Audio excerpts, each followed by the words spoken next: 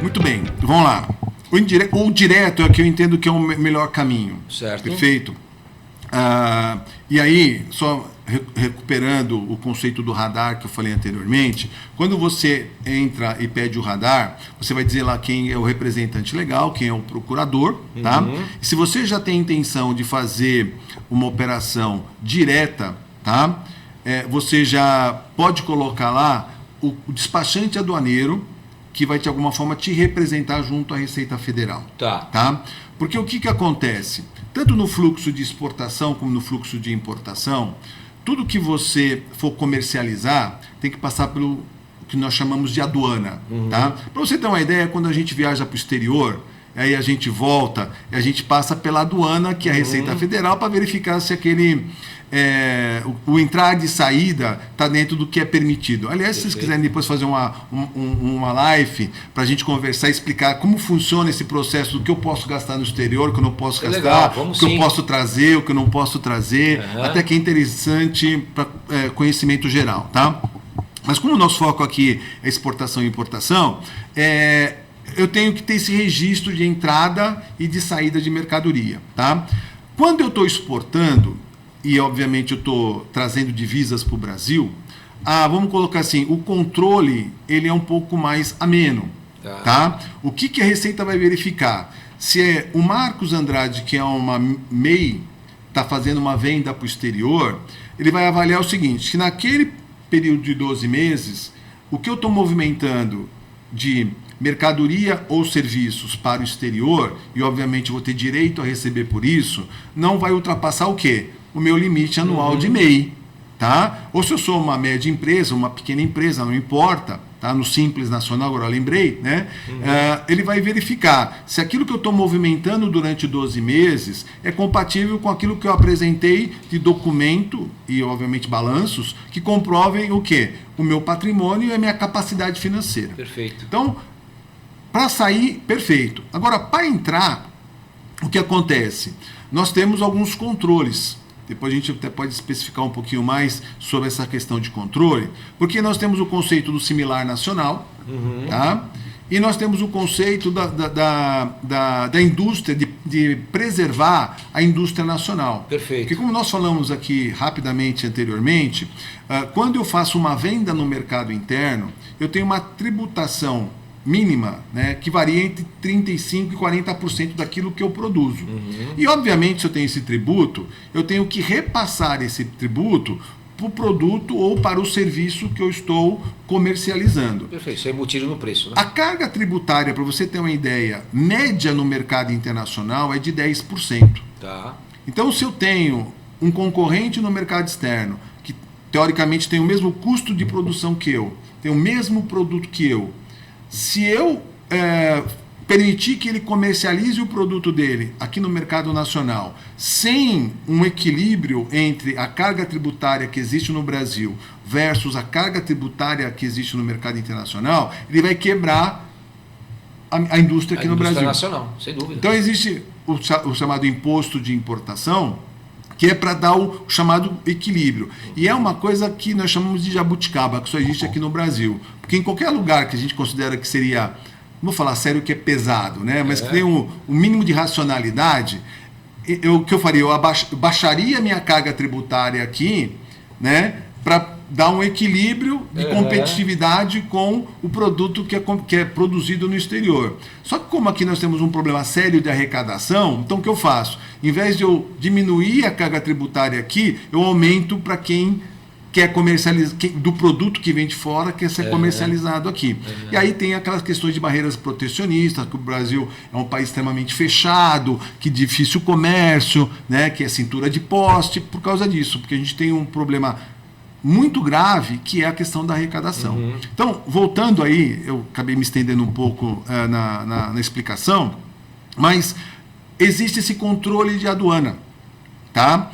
E quando eventualmente, principalmente nos casos de importação, quando a Receita Federal entende que o produto que está vindo lá de fora, ele não está obedecendo às regras e exigências do mercado nacional, ele vai e prende e segura o produto na aduana. É quando para ter um exemplo, você entra nessas plataformas de marketplace, principalmente as chinesas, você vê um produto lindo e maravilhoso lá, aí você decide comprar. Né? Aí você compra, achou ele barato, tal, aí de repente ele não chega. Né? Passa um mês, 2 meses, aí de repente você recebe uma notificação que ele está parado que ele lá está parado, no Paraná, em Curitiba. Isso, ele está parado em alguma aduana. Por quê? Porque a Receita Federal identificou que o que foi considerado de recolhimento de tributos pertinente àquele produto, tá, não é compatível com o que é definido pela legislação brasileira. E se acontece isso, quando é correio, ele já te manda uma multa e diz o seguinte, ó, paga que eu te libero.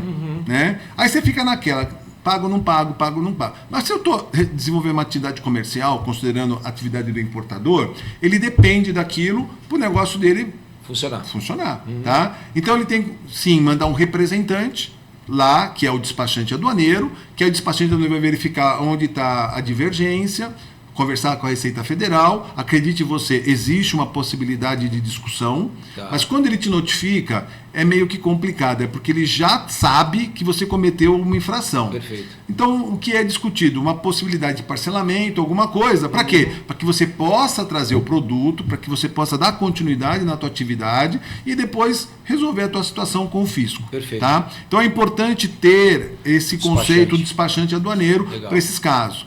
Mas a exportação, no caso direta, tem um outro ponto que eu também acho que vale a pena a gente comentar aqui, tá?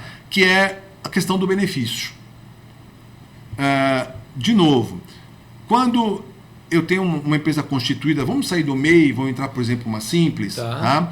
Tudo que eu emito de nota, ou que eu faturo, vamos considerar um produto, sobre a nota que eu faturo, eu vou recolher o tributo, que a gente já falou aqui, 35%, 40%. Se eu pego esse produto, tenho o meu radar cadastrado, ao invés de eu emitir uma nota fiscal em reais, eu vou emitir uma nota fiscal em moeda estrangeira. Então eu vou estar informando para a Receita Federal que eu não vou comercializar o meu produto aqui no mercado nacional, eu vou comercializar o meu produto no mercado externo. Perfeito. Qual que é a diferença disso? Eu vou ter uma redução no recolhimento de carga tributário. Tá? Então, o que acontece? Se eu estaria pegando assim, essa xícara, vamos supor que essa xícara custa 10. Tá? Se eu tiver comercializar aqui no mercado nacional, eu vou ter que começar para ter lucro zero, sei lá, a 14. Tá? Aí mais R$1 de lucro, teria que comercializar 15. Tá. Essa mesma xícara, se eu for vender no mercado externo, tá? Eu posso comercializar lá 11, porque eu tenho quase zero de tributo, e eu estaria ganhando R$1 por xícara. Tá? Se eu faço isso de forma indireta, depois eu posso explicar, eu acabo perdendo esse benefício. Porque eu não estou faturando para o mercado externo. E a única forma de eu mostrar que eu estou faturando para o mercado externo é por intermédio do meu radar. Entendi. E justificando que eu estou emitindo uma nota fiscal aonde o produto pelo qual eu estou comercializando, ele está sendo direcionado para o mercado externo e não para o mercado nacional. Entendi. Então, de alguma forma, você exportar o teu produto faz com que você tenha uma redução na tua carga tributária. Que é o grande benefício, é o grande chamariz para exportação. Tá? Perfeito. Agora, eu não sei, talvez os ouvintes tenham a mesma inquietação que eu estou tendo, né? Cara, então, dá a entender que o Brasil acaba perdendo exportando, né?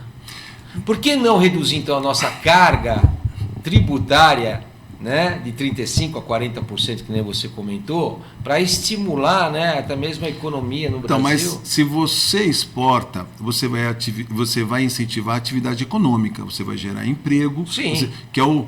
Vamos colocar, não vou entrar nessa mérito de economia, seria até bom a gente tivesse outros professores aqui para discutir o contexto econômico, tá? Mas, assim, a visão que eu entendo do atual governo, que é meio ultrapassada, é que ele entende que você, gerando renda, você vai aumentar consumo, e se aumenta consumo, você aumenta recolhimento de tributo.